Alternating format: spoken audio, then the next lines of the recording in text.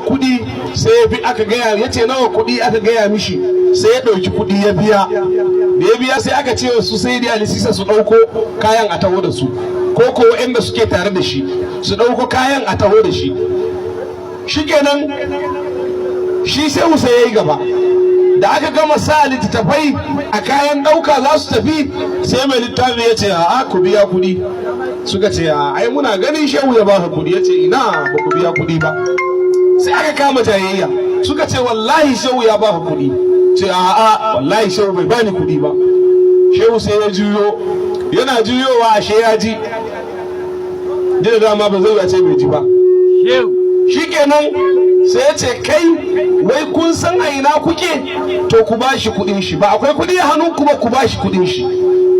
ba ku ji Allah ya ce ba man bar da fihin alhajj fala rafasa wala fusuka wala jidala fil hajj ba kai lokacin da kuke cewa mun biya yana cewa ba mu biya ba kuna jidali ne Allah kuma ya ce wala jidala fil hajj saboda haka ku bashi kudin wato ba maganin shi ba maganan ma kudin sa yake yi ba maganan kar a yi wa Allah sabo yake yi masu abu bai to wannan fa da ya ga abin da aka yi sai ce kai ya mai da wukar dole ya mai da wukar ce wallahi wannan mutumin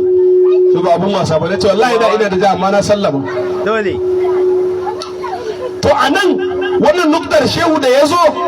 da mutumin nan ya ce wai mawaka akwai gurin da suka bari ai babu gurin da suka bari shehu ya ce ina ya ce walakin nahu qad gadaru mutaraddama